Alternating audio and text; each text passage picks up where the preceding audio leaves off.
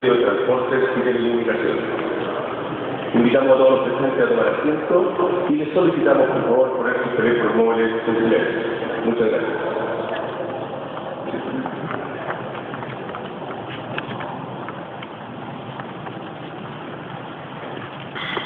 Agradecemos la presencia de autoridades encabezadas por el ministro de Transportes y Telecomunicaciones, don Pedro Pablo Rázaro, y la subsecretaria de Transportes, señora Gloria Cruz.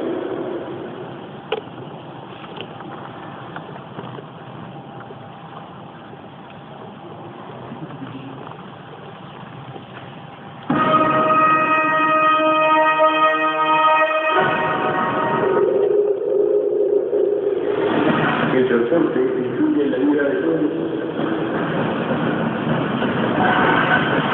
Aspecto de la vida. Todo el país que lo va a necesitar. Pero es un país que es una demanda popular. Si no hacemos nada, seguirá demostrando su historia. Las ciudades se hacen menos competitivas.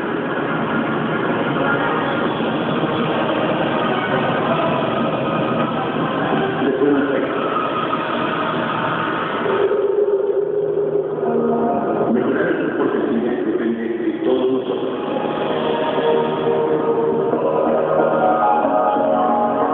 La vigilancia nacional.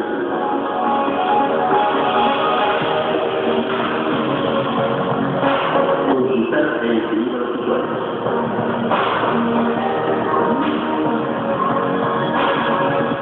Eficiencia.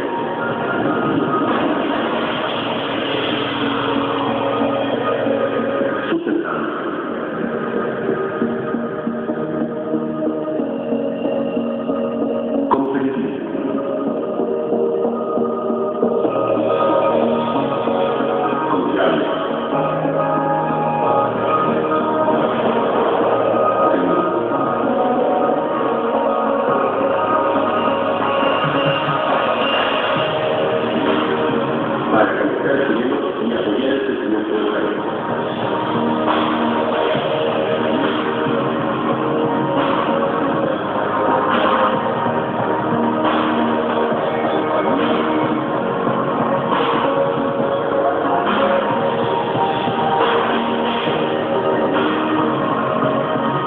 El futuro del transporte lo dormimos juntos hoy. Política Nacional de Transporte.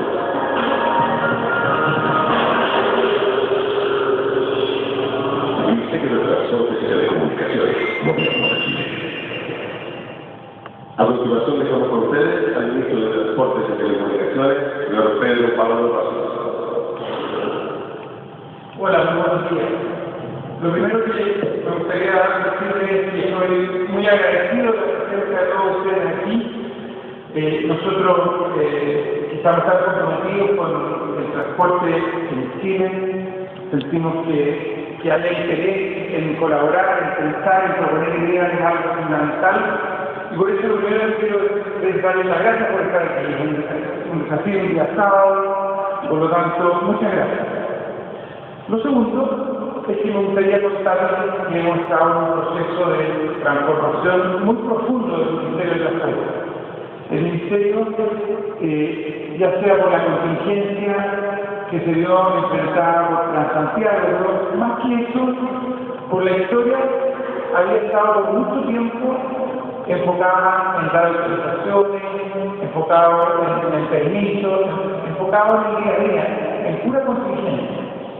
Y a nosotros nos parece que el Ministerio tiene un rol de planificación, de creación, de construcción desde el primer minuto, que es fundamental. Y por eso estamos poniendo mucha fuerza en dar un foco muy importante en el proceso planificador, en mirar desde mucho antes los desafíos de modo de estar preparados para lo que viene. Y en eso no solo hay un esfuerzo grande de transformación interna, de preparación de las áreas de modo de estar capacitados para enfrentar este desafío, sino que hay un trabajo muy importante de coordinación con otras áreas, con otras entidades, con otros ministerios. Y yo creo que este proceso, que lleva 2 años, se ha ido cumpliendo muy bien. Hoy día el Ministerio, las ideas del Ministerio, los aportes del Ministerio son recibidos con los brazos abiertos por otras entidades, por lo tanto sienten que efectivamente hay un grupo que está realmente pensando desde antes del desafío y que se sigue pendiente de la contingencia, pero que ha tenido la habilidad de pensar allá desde antes y por lo tanto enfrentando la problemática a tiempo. En este contexto, un pilar clave es la política nacional de transporte. Saber cuáles son los elementos base, cuáles son los objetivos que se define en el Ministerio para accionar, cuáles son los estándares de calidad, cuáles son las preocupaciones, la eficiencia, la movilidad, la importancia en la vida y la relevancia que tiene el transporte en la vida de todos nosotros. ¿Cómo el Ministerio se plantea? ¿Cuál es la política que va a desarrollar? Hoy día lo que queremos hacer es presentarles nuestra propuesta de política nacional de transporte, de modo de que la podamos discutir. La idea es concretamente hacer una presentación y después separarnos en mesas de trabajo donde podamos discutir los elementos de esta política para que la política contenga la visión no solo de técnicos, no solo de oficinas, sino desde el terreno, desde los usuarios, desde las personas, desde los actores clave del transporte. Esto que estamos haciendo hoy día en Santiago lo hicimos también hace 2 semanas en Talca y lo vamos a hacer la próxima semana en Antofagasta, de modo de recoger visiones de todas las partes y entender las diferencias que hay en las distintas zonas del país. Entonces, queremos tener una política robusta, pero queremos ponerla en discusión y quiero además aprovechar de contarles que se creó hace poco menos de 1 año un área de usuarios que mira a las personas y que es la que efectivamente está impulsando este contacto con todos ustedes. Hoy día están aquí los líderes del Ministerio de Transporte, están sentados en varias partes, pero principalmente a la izquierda, y son las personas que están tomando las decisiones, son las que hacen los estudios, son las que discuten las políticas y por eso es una oportunidad también para que los conozcan, interactúen y dejen el contacto abierto para opiniones futuras. A nosotros nos importa mucho oír. Estamos seguros de que la única manera de hacer las cosas bien es oyendo mucho. Y por eso están todos aquí y su presencia no solo refleja el interés por entender, sino que también una actitud de servicio que yo la encuentro muy valiosa. Y así como le agradezco a usted su presencia, le agradezco a todos ellos el interés por estar hoy aquí.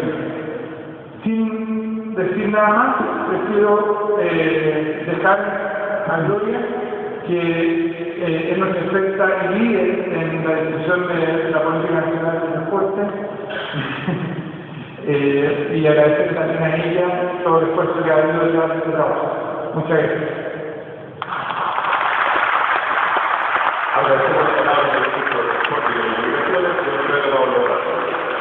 A continuación dejamos con ustedes a la subsecretaria de Transporte y Telecomunicaciones, señora Gloria Cruz. Buenos días, muchas gracias por estar acá. Lo que voy a hacer ahora es una presentación que es una síntesis de la política, más bien los conceptos que la sustentan, es un resumen, y la idea es que después trabajemos en cada uno de los ámbitos y en los que ustedes están inscritos, discutiendo la propuesta de visión que nosotros elaboramos como un punto de partida. Aquí lo que quiero es dejar abierta la posibilidad de que ustedes discutan si los temas que nosotros estamos incluyendo son todos los temas que cubren cada una de las áreas o ustedes quieren incorporar nuevos temas, eliminar parte de lo que está propuesto. Hay una oportunidad de discusión importante en el nivel de detalle. Así que lo que yo voy a presentar ahora es más bien por qué estamos haciendo esta política, cuál es el fundamento para avanzar el transporte a partir de un instrumento como este.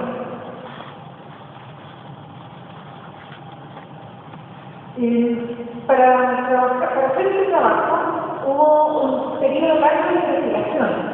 Y parte de esta investigación consistió en leer muchos documentos de distintos centros de estudio, y uno de los más importantes es uno que se llama ITBC, International Transport Forum, que es un instituto de estudio de transporte de la OCDE. Y ellos tienen una gracia, y es que hacen análisis prospectivo, y ellos miran el largo plazo. Y es bien importante cuando uno planifica transporte, pensar no solo a 5 años, sino a 10, 15, 20 años, porque son decisiones que afectan muy estructuralmente a las ciudades y la vida de las personas. Y ellos tienen proyecciones que muestran lo que estamos viendo en esta lámina. Dicen que entre los países de la OCDE, que son países desarrollados, entre 2005 y 2050, la proporción de uso de modos, de los principales modos, es la que vemos acá. Dice que en 2005 un 16% de los viajes se hacían en avión, un 63% en auto y un 13% en bus. En la medida que va pasando el tiempo, la proyección es que el avión toma una preponderancia muy grande y llega a ser el 30% de los viajes, un 50% se hace en automóvil y el bus se mantiene en los rangos de 11 al 13%. Y esto lo que muestra es que hay modos que van surgiendo y se van posicionando distintos, que el automóvil sigue siendo una parte importante de la partición modal. Lo que nos preocupa a nosotros, más que la OCDE, es qué pasa con los países de América Latina y particularmente los países de nivel de ingreso y de desarrollo como el nuestro. La misma proyección, usando el mismo modelo de perspectiva del mundo, dice que en 2005 en los países de América Latina el avión era un 12%, el auto aproximadamente 41% y 43% los buses, no una diferencia de otro modo. Esto evoluciona al año 2050, así que no hacemos nada en que el avión va a seguir siendo más o menos un 12% y el automóvil empieza a ser más o menos un 70% de los viajes y un 14% de los buses. Y aquí es donde uno se hace la primera pregunta, y dice, ¿queremos que ese sea el camino o no? Y claramente, por lo menos desde el punto de vista de las prioridades nuestras y del impacto en la ciudad, no es el escenario hacia el cual queremos avanzar. Aunque Chile es un país miembro de la OCDE, y no podría decir entonces que está en el otro grupo, para el efecto de esto y de ese sistema de transporte todavía tiene características y comportamiento más similar a ese grupo. Y nuestra proyección, si es que no intervenimos, es que y esto es parte de la base de lo que tenemos que corregir. Vemos la comparación, entonces, y vemos que es casi el camino inverso. Mientras los países de OCDE tienen una proporción decreciente del automóvil, en los países de Latinoamérica y en el ámbito del transporte urbano aumenta el uso del automóvil. Y aquí es donde empieza a haber decisiones de política. Y hay también análisis de qué se ha hecho en otros países. Y hay países que han ido con políticas de muy alta motorización, como Estados Unidos, por ejemplo, en caso de Australia, donde el auto sigue siendo predominante. En Estados Unidos hay más de un auto por persona, y la forma de movilizarse es principalmente el automóvil. Pero vemos otros casos que pueden servir de referencia y que para nosotros son importantes, de bastante mejor balance entre el transporte público y privado, como en Europa. En Europa, no tanto porque no tengan la capacidad de ir adquiriendo más autos y viajando en auto, sino porque la característica de la ciudad, del espacio vial y urbano disponible es más limitada. Entonces ellos han tomado opciones de política pública que han llevado a un equilibrio mucho más sustentable y mucho más razonable de distribución de los viajes en distintos modos. Y hay algunos países que han sido bastante más extremos y han impuesto políticas que son hasta regresivas respecto al uso del auto, congelando los mercados, por ejemplo, y favoreciendo fuertemente el transporte público. Dentro de esta gama es que uno tiene que ir tomando opciones, pero lo que es importante es tomar esa opción. Creemos nosotros que el camino de los países europeos es bastante más parecido a lo que nosotros por lo menos quisiéramos favorecer, y parte de lo que se ha planteado en la política.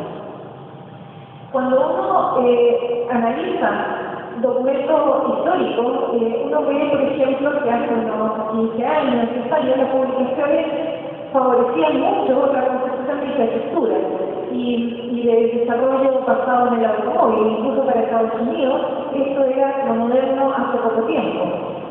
Nosotros creemos que lo moderno se parece más a esto, que son espacios públicos, amplios, de convivencia, de transporte público, privado, áreas de caminata, áreas verdes, una composición de bienestar producido como resultado de la política pública, urbana y de transporte. Y es esto lo que nosotros estamos tratando de favorecer en este trabajo. También tenemos que anticiparnos a la forma en que viene el futuro. Y también tenemos que tomar opciones, y esto es parte de la política, respecto a lo que el futuro nos trae. ¿Y cómo vemos que viene el futuro en el ámbito del transporte? Viene creciendo, independientemente de las crisis coyunturales, de lo que pasa en Europa, en que las economías están en el mercado de deterioro, lo que va a pasar es que el mundo las ciudades van a seguir creciendo. Hay unos gráficos bien interesantes sobre la distribución de población en el mundo en el año 60 y la proyección al año 2050. En el año 60 había solo 2 ciudades en el mundo con más de 10 millones de habitantes. Al año 2050 son más de 30 ciudades con más de 10 millones de habitantes. Eso significa que hay una gran concentración urbana que independientemente del algo negativo que rodea a las grandes ciudades que generalmente se caracterizan por contaminación, congestión, vida mal expresada, la gente todavía quiere seguir viviendo en ciudades porque valora todas las oportunidades de la vida urbana. Y eso es algo que nosotros tenemos que considerar como base porque es lo que la población espera que ocurra. Entonces, cuando se concentra más la población, también hay un dinamismo económico mayor, hay mucha más actividad entre ciudades, hay un dinamismo de la carga mucho mayor, y eso genera que las tasas a las que hemos venido creciendo, tanto en transporte urbano como en transporte interurbano y carga, ya no son las mismas. La curva se dispara, o nos cambiamos de curva. Tenemos que dar un salto respecto a lo que ocurrió históricamente. Y eso también es lo que está tratando de anticipar la política. Vemos que el futuro viene creciendo rápido, por lo mismo que digo de la concentración urbana. Al año 2050, por ejemplo, el 95% de la población chilena va a vivir en ciudades. De manera que esa tasa se va a mantener creciendo a ritmos acelerados durante bastante tiempo. Y rompiendo tendencias, como digo, haciendo un salto. Si nosotros, por ejemplo, que acabamos de hacer una propuesta de plan maestro de transporte para Santiago, tomamos la tasa histórica de inversión y la comparamos y proyectamos esa tasa hacia el futuro y proyectamos también la demanda, vemos que hay una diferencia que no se llena. La inversión histórica no nos sirve para satisfacer la demanda futura. Y eso es lo que tenemos que corregir y por eso también nos preocupa que la política tenga en cuenta este elemento. No solo en transporte urbano, ocurre exactamente lo mismo en transporte de carga, ocurre lo mismo en transporte ferroviario, en demanda portuaria. En todos los ámbitos que hicimos el análisis aparece este salto que es necesario abordar. La política tiene que tomar algunas opciones y algunos caminos y tiene que dar prioridad. Que es la forma en que uno va aterrizando. Generalmente el concepto de política pública es un poco etéreo. Uno dice, bueno, escucha hablar de política pública, pero ¿qué es? Yo creo que uno puede definirlo como una declaración de posiciones, de dónde queremos movernos, con qué alternativas y cómo vamos a tomar las decisiones sobre esas alternativas. Y para eso hay que tomar también decisiones bien estratégicas de cuáles son los objetivos principales. Y hay un objetivo nacional que trasciende los gobiernos y es alcanzar el desarrollo. Nosotros queremos como país alcanzar el desarrollo y es altamente probable que seamos el primer país que cruza la barrera del desarrollo en América Latina antes del año 2020. Eso implica dos cosas básicamente. Una que es bastante más, como podría decir, rudimentaria y que es traspasar la barrera de los $20,000 per cápita. Ese es el indicador económico que confirma que cruzamos esta barrera. Pero eso no implica automáticamente que las condiciones de vida sean las de un país desarrollado. Y por eso el componente de mejor distribución del bienestar es central en esta política, porque el transporte tiene numerosas herramientas con las cuales puede ir generando ese bienestar y una convivencia urbana mucho más agradable, y eso creemos nosotros que refleja el desarrollo real para las personas. Nosotros hemos traspasado estos dos objetivos, uno que es más asociado al desarrollo social, esta distribución del bienestar, y otro asociado al desarrollo económico, lo de los $20,000 per cápita, y lo hemos transformado en objetivos de la subsecretaría. En el desarrollo social nos hemos planteado asegurar la movilidad, disponibilidad de modos, buena calidad de los modos, eficiencia del sistema de transporte, eficiencia del transporte urbano. Y en desarrollo económico, la planificación de la infraestructura. Cuando el país crecía a tasas un poco más bajas, no era tan evidente el déficit de planificación de infraestructura. Pero cuando empezamos a crecer a tasas de 5 o 6%, se hizo rápidamente evidente que los aeropuertos no nos alcanzan, que los puertos están al borde, que las carreteras tienen problemas. Y esto es fundamental. Cuando nosotros hablamos de un país desarrollado, hablamos también de redes de transporte con capacidad suficiente para todos los flujos de pasajeros y cargas. Y esta es una prioridad importante. También es una prioridad la eficiencia del uso de estas redes y también la calidad y los redes de respaldo en un país como el nuestro, que tiene desastres naturales con cierta frecuencia. Tener asegurada la forma de movilizar la carga y los pasajeros es una prioridad de esta política de transporte. Aquí lo que quiero es reforzar el tipo de productos que queremos lograr en estos ejercicios y con este trabajo de la política. Y como decía antes, cuando uno habla de política pública, es como una cosa un poco ajena a los ciudadanos comunes, ¿no? Y uno escucha el discurso más bien político de la política pública. Pero políticas públicas son finalmente decisiones, son opciones y son acciones. Y eso es lo que nosotros queremos definir muy claramente. Y hay una imagen que a mí me gusta y que la política pública es como un timón, como si uno tuviera un timón y uno toma una decisión y el timón se mueve en una dirección. O toma otra decisión, el timón se mueve en otra. Y dependiendo de cómo uno mueve el timón, es a donde llega. Y tal como mostraba que hay países que han movido el timón a la dirección de favorecer el uso del auto, otros lo han movido a la dirección de mantener un balance y otros en una dirección mucho más extrema de restringir radicalmente el uso del auto, para poner un ejemplo. Y esto se hace con reglamentos, con leyes, con estos elementos de política. Y eso es lo que nosotros queremos hacer, es definir la ruta del transporte, moviendo el timón en la dirección que todos compartamos y que tengamos claro que los objetivos a los que queremos llegar, que son nuestros destinos, sean los más adecuados y los mejor ajustados a la expectativa de las personas. Por eso la política es como esta hoja de ruta del sector transporte, como digo, el movimiento del timón hacia dónde queremos llegar y cómo vamos a hacerlo para llegar, y eso es lo que está en construcción, y parte de lo que vamos a hacer hoy día es ese ejercicio.